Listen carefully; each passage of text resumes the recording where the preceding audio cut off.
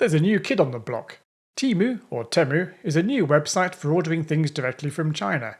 It's been billed to me by some people as an Amazon killer, and by other people as a scam site that can't be trusted. But is it any better than AliExpress? Let's give it a go. I've been on the lookout for a new magnifying headset for a while now, as my current one is on its last legs. The light has never been particularly good, and it's now completely broken, and the lenses are a bit wobbly. I'm also in need of some more USB power for my bench, and I thought I might as well chuck some breadboards in the basket along with some ready-cut jumper leads.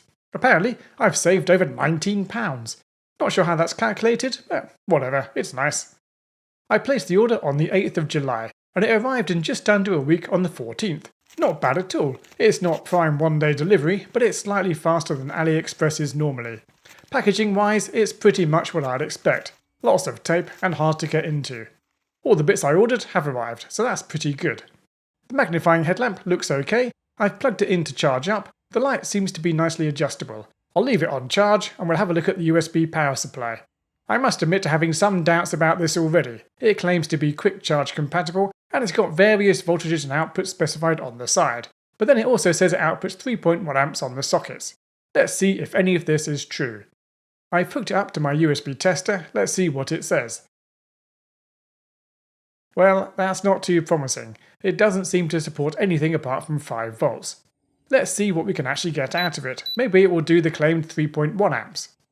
Well, that's also not great. It craps out at 2 amps. Let's have a look at what's inside. I've used my vice to crack it open, and well, this does not look like a high-tech USB charger at all. There's really not a lot to the PCBs. We have the full bridge rectifier, and then we have the switching regulator, an S7133B. I couldn't find a datasheet for this chip, but I did find this, which seems to match up with our measurements, 2 amps maximum output. It will work, but none of the claims on the box match up to reality. We definitely can't get any voltage other than 5 volts out of it, and we're limited to 2 amps maximum output. But is this any better or worse than what we could find on AliExpress? We paid £2.98 on Temu and got free shipping. I managed to find exactly the same charger on AliExpress for £1.46 plus £1.24 shipping, just under 30p cheaper. So I guess that's a win for AliExpress. But given how crap the charger is, I'm not sure anyone is really winning. Having said that, it is amazingly cheap, so it will work for charging your USB devices, it just won't do it particularly quickly. Amazingly, I also found what looks like exactly the same listing on Amazon. It's on for £7.99, but we could get prime one-day delivery. I'm not sure I'll bother, to be honest. While we've been playing, the glasses are now fully charged. The current has dropped down to almost zero. Let's see if we can have a look at what's inside. There's a bunch of screws to remove, and using the magic of television, I'll do the unscrewing in super quick time. The battery is a 380 mAh cell, which seems reasonable for the size. We could probably fit a 500 mAh cell in the same space. And we've got something quite entertaining. At some point someone has got their polarities wrong, and we've got black connecting to red and red connecting to black. There's also no heat shrink to be seen. It's a short circuit waiting to happen. Good job the battery has a protection PCB built in. The PCB cover pops off with a bit of sputtering and brute force. I'll disconnect the battery and then get the PCB out. And we can see the red wire is connecting to the negative terminal and the black wire is connecting to the positive terminal. There's 2 ICs of interest on the board, something labelled 57C6 and a mystery chip. The 57C6 is the battery charge controller, and from the pinout it looks like a clone of the TP4057 IC. I've done my best Big Clive impression and reverse engineered it.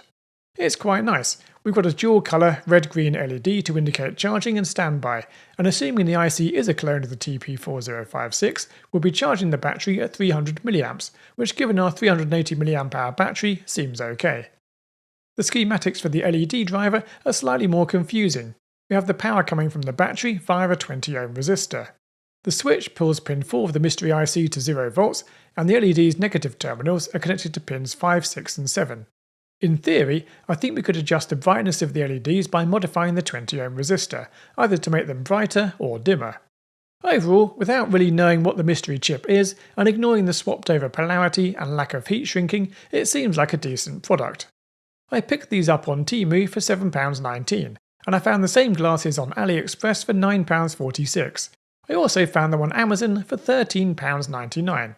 So it's a slight advantage to Temu, but by a very small margin. Now obviously this is a very small sample size, but what have we learnt? For me, I'm not sure there's any reason to switch from AliExpress. AliExpress still seems to have a much wider range of electronic components and PCBs, and the quality of products seems to be the same. It's definitely a case of buyer beware. One thing that is very obvious is that there's absolutely no quality control on Amazon.